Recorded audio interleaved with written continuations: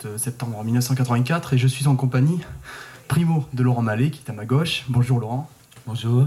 Et de Marc Angelo, le réalisateur de Tir à vue. Bonjour. Bonjour. Alors Marc Angelo, premier film, un budget, est-ce que vous pouvez quand même, on va éliminer tout de suite la question financière, nous dire à peu près à combien s'élevait le budget et qu'est-ce que ça représente pour un premier film? Mais alors, le montant du budget par lui-même, c'est pas intéressant parce que ça signifie rien. Ce qui est plus intéressant, c'est de savoir que pour un premier film, on a eu un budget tout à fait honorable, qui est pas un énorme budget, qui est pas un petit budget, mais qui permettait de faire le film dans des conditions sérieuses. Ça n'a pas été un super confort, mais c'était, disons, de relatives bonnes conditions pour un premier film. Et pour faire ce film, bon, qui est quand même un film où il y a beaucoup d'action, où il y a beaucoup de cascades, où il y a des éléments spectaculaires, et c'est ça qui coûte le plus cher au cinéma. Alors là, on n'a peut-être pas eu complètement tout ce qu'il aurait fallu, mais enfin, bon, il ne faut pas être plus royaliste que le roi, et c'est quand même un premier film qui se fait dans des conditions tout à fait traditionnelles. Alors Laurent, le rôle de Richard que tu joues dans Tir à vue, est-ce que c'est quelque chose dans est-ce que c'est un rôle pour lequel ton enfance t'a servi à quelque chose? Je dirais, est-ce que dans ton enfance, il y a des choses qui t'ont rapproché de ce personnage et qui t'ont permis de mieux le jouer, de mieux le ressentir? Ou alors est-ce que ça a vraiment été la composition à 100%? Je ne crois pas qu'on puisse concevoir ce métier d'acteur dans l'idée de la composition à 100%. Il n'y a pas une frontière entre l'acteur et le personnage. Le personnage est un prétexte. C'est intéressant de parler de l'enfance en ce qui concerne le personnage de Richard dans le film, parce qu'effectivement, c'est quelqu'un qui refuse de quitter l'enfance, mais qui s'étonne que le monde des adultes soit si raisonnable et qui préférerait rester dans un univers plus légendaire et plus héroïque. Il y a qui est effectivement le monde de l'enfance, le monde du Far West. C'est vrai que gosse, on joue aux cow-boys et aux Indiens. Mais je dis pas que Richard a envie de jouer aux cow-boys et aux Indiens, je dis simplement qu'il a envie d'une vie un peu différente que celle que le monde moderne lui propose. Et c'est vrai que les rêves qu'il transporte sont des rêves de légende et des rêves flamboyants, des rêves peut-être un peu enfantins, oui, tant mieux. Et quand même, comme dit Brel, devenir vieux avant que d'être adulte.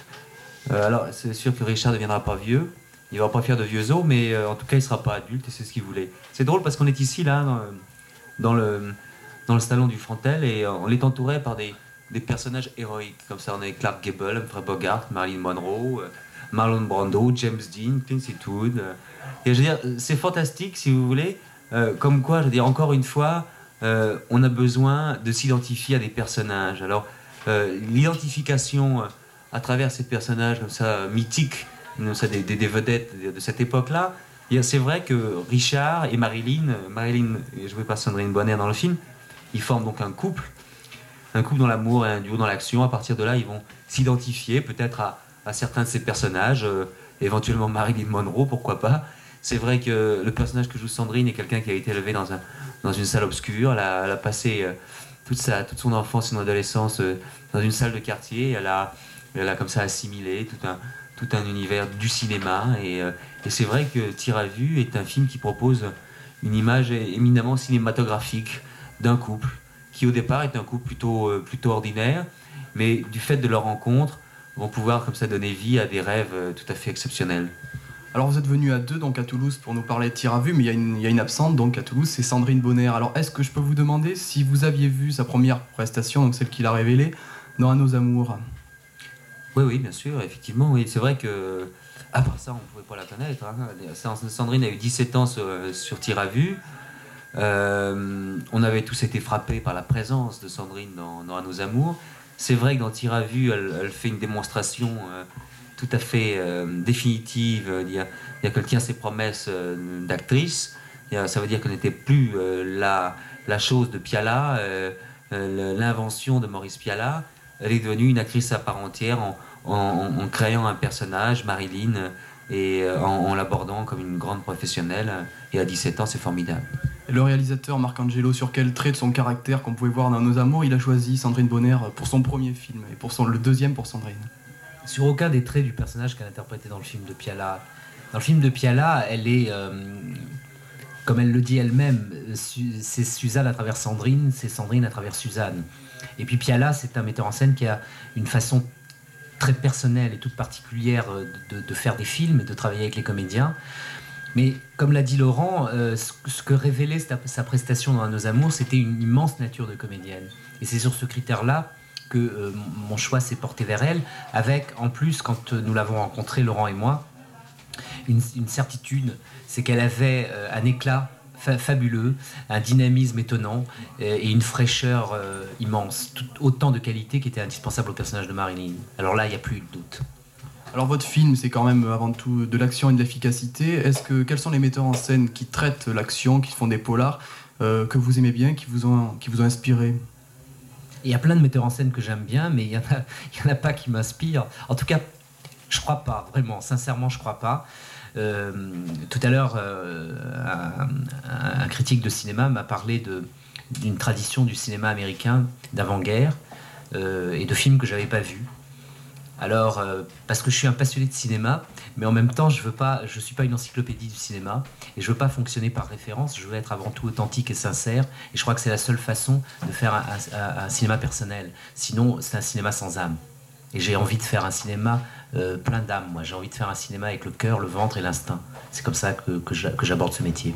Alors dans Tir à vue, une des scènes les plus fortes, disons les plus pittoresques, c'est la rencontre entre les deux personnes qui vont devenir les héros. Est-ce que vous êtes mis tout à fait d'accord au niveau du scénario sur cette rencontre, qui est quand même assez bizarre, quoi, c'est le moins qu'on puisse dire, ou est-ce qu'il y a eu des fluctuations alors, la version de Marc Angelo et celle de Laurent? Écoutez, moi je trouve que c'est une formidable idée d'auteur. Formidable. Et en ce qui me concerne, il n'y a jamais eu absolument aucun problème. C'est une scène qui était tout à fait amusante à tourner. Et puis Laurent y a apporté toute la dimension de la surprise. Et ça, c'était vachement important parce que tout d'un coup, ça crédibilise la situation et ça lui donne aussi tout son côté souriant, tout son côté inédit. Et c'est vrai que ce que Laurent a apporté dans cette scène est essentiel et que moi c'est comme ça que je vois le cinéma. Je veux dire que ce que Laurent a fait à ce moment-là, c'est pas une chose qu'on avait préétablie. Et la surprise qu'il m'a donnée, moi, m'a complètement séduit. Et c'est cette spontanéité du dernier moment qui est une chose très importante. Alors Laurent, ça a vraiment été une des scènes les plus instinctives ou les plus dures à tourner, au contraire?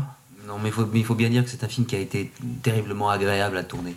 Je dis pas facile, mais agréable, parce qu'on a travaillé avec des partenaires, aussi bien les techniciens que les comédiens, hein, dans des conditions d'amitié, de consultation et de dialogue et d'écoute permanente. Mais c'est vrai que cette scène est très originale et très, très spectaculaire, parce que le destin du couple est spectaculaire, parce que la rencontre de Richard et de Marilyn ne peut pas être ordinaire, parce que c'est forcément une rencontre coup de poing, une rencontre coup de foudre. Alors je crois qu'on l'a tournée comme ça, elle est rapide, mais effectivement...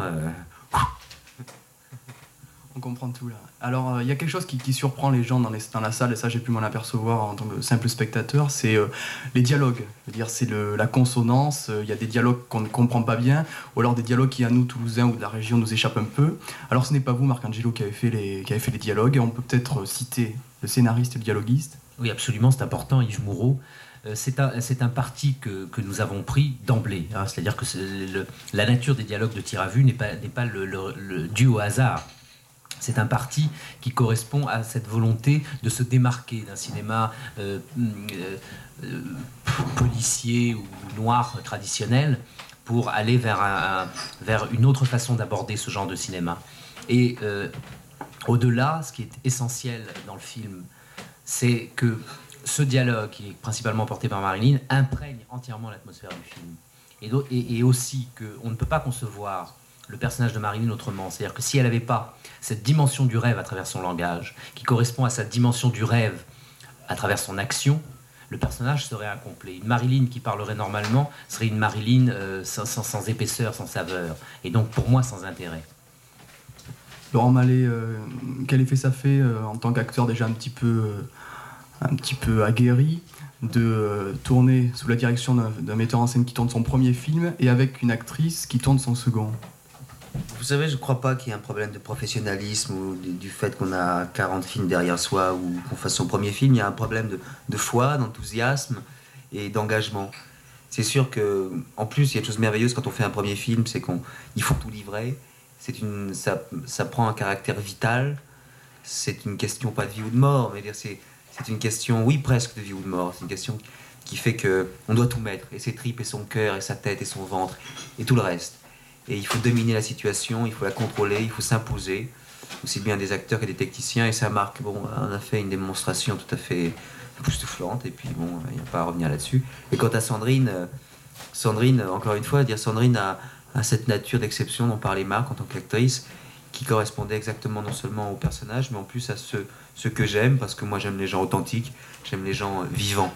Et c'est vrai que Tir à vue est éminemment un film vivant sur la vie. Alors, mis à part ce trio-là relativement jeune, il y a 2 acteurs. Ça ferait pas plaisir à Jonas de dire qu'il est pas jeune, mais je veux dire, il y a 2 acteurs, alors plus confirmés. Jean Carmé et Michel Jonas qui font un tandem assez bizarre. Je veux dire, on arrive mal à les situer. Flics, un petit peu tenaces, mais en même temps qui ont l'air quand même relativement préoccupés par les problèmes de la jeunesse, notamment Jean Carmé. Comment vous les définissez? Comment vous les avez vus en tant que...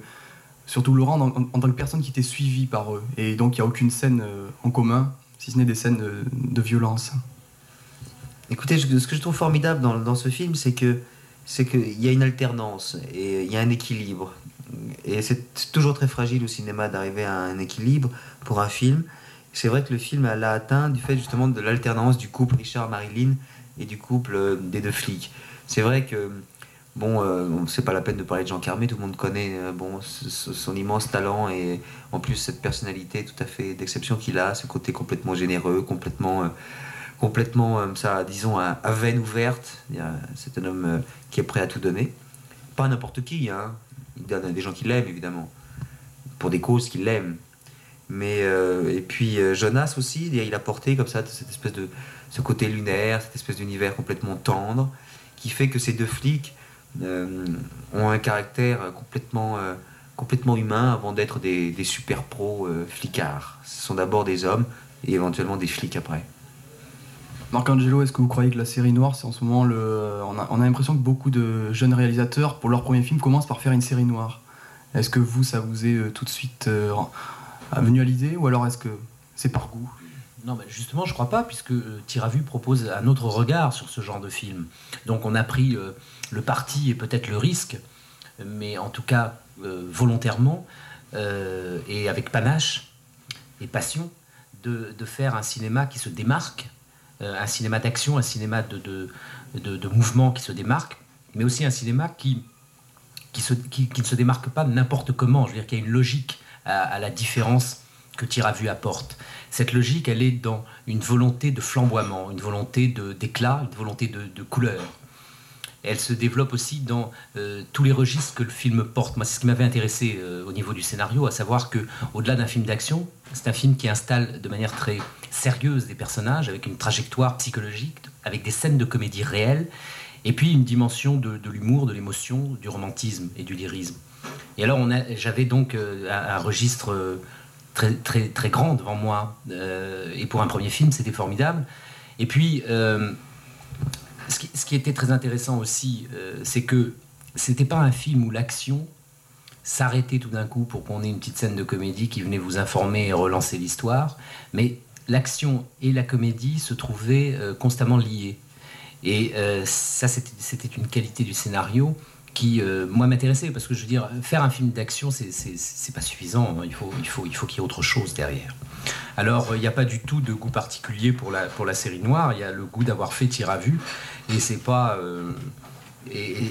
pour moi une valeur refuge, hein, pas du tout, c'est un choix, et un choix d'apporter un regard comme ça, très clair, et surtout avec toute la dimension du rêve et du spectaculaire, renouer avec le vrai cinéma. Laurent, il y a pas mal d'acteurs qui, avec un certain rôle, ont pu se sentir un petit peu investis d'une tâche des fois désagréable. Par exemple, je prends le cas, celui qui ressemble le plus au rôle de Richard, le rôle de Robert De Niro dans Taxi Driver, par exemple, qui peut pas ne pas se sentir, par rapport aux spectateurs qui vont voir le film, relativement responsable. Alors comment ça se passe dans ton fort intérieur, la responsabilité, parce que il y a beaucoup de jeunes qui vont voir le film, malgré l'interdiction au moins de 13 ans, on se sent pas tout à fait dégagé de tout.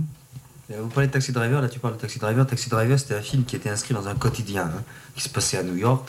C'était complètement, en plus, un film sombre, qui se passait entre une rue obscure et un taxi crasseux. Bon, c'est un très beau film en soi. Bon. C'est vrai que Tir à vue a un caractère de violence, c'est certain, mais c'est vrai que la violence du film, il a dit clairement aussi, si vous touchez à la violence, vous allez vous brûler. C'est ce qui se passe. Alors je crois qu'il y a quand même une part de morale. Et puis, je crois que le réalisme des personnages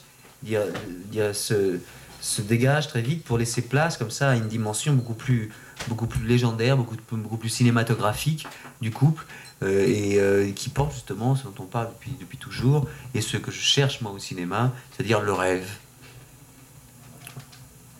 Mais cela dit, c'est vrai que ce sont des personnages qui prêtent à l'identification. Et on l'a fait aussi dans cette vertu-là, dans cette fonction-là, parce que moi j'ai besoin de... Quand je vais voir un film avec Gérard Philippe, moi j'ai envie d'être Gérard Philippe. Quand je vais voir un film avec Humphrey Bogart, j'ai envie d'être Humphrey Bogart. Et puis c'est très bien comme ça. Ça sert à ça le cinéma aussi. Laurent Mallet, cinéphile, qu'est-ce qu'il va voir au cinéma? Qu'est-ce qu'il a vu ces temps-ci qui l'aurait un petit peu chamboulé ou complètement déçu? J'ai été voir Metropolis là dernièrement. Je m'aperçois que Monsieur Fritz Lang est vraiment... c'est fantastique parce que parce qu'on est en train de nous faire un plat du cinéma américain. Je commence à en avoir soupé, moi, du cinéma américain. Je m'aperçois que les gens qui ont mieux parlé des États-Unis sont des Allemands. Il y a Wenders et Fritz Lang, il y a 40 ans d'intervalle. C'est vrai que Metropolis, par exemple, Monsieur Lucas avec La Guerre des Étoiles, il peut aller se rhabiller, il n'y a pas de problème. Hein. En ce qui concerne les effets spéciaux, les transparences et tout ça, c'est magnifique, c'est exceptionnel. En plus, le film est ressorti dans une copie neuve, avec un travail sur la couleur, l'illustration sonore, c'est super, super. Ça part Metropolis, une déception ou alors un chef-d'œuvre de l'année là, pour connaître tes goûts? Non, pour l'instant, j'ai rien d'autre en tête là. J'ai Tir à vue en tête, c'est tout. Et Marc Angelo, en tant que réalisateur?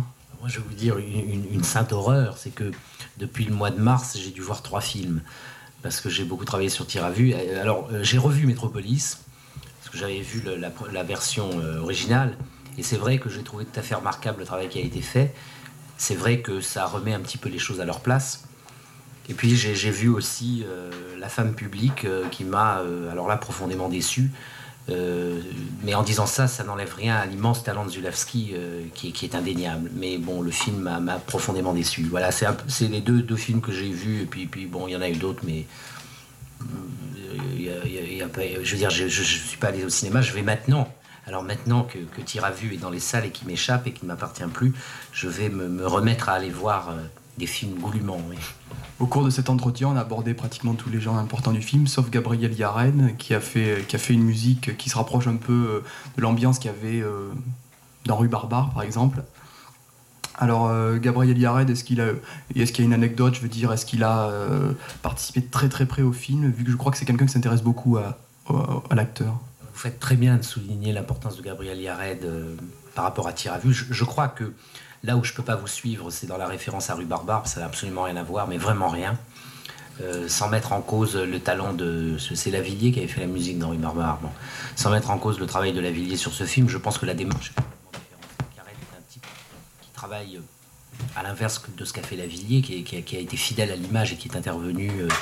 je crois après que le film a existé. Bon, Yared, lui, a été impliqué dans Tir à vue avant que en pleine préparation du film, c'est-à-dire qu'il avait le scénario entre les mains, il a commencé à faire un travail de réflexion.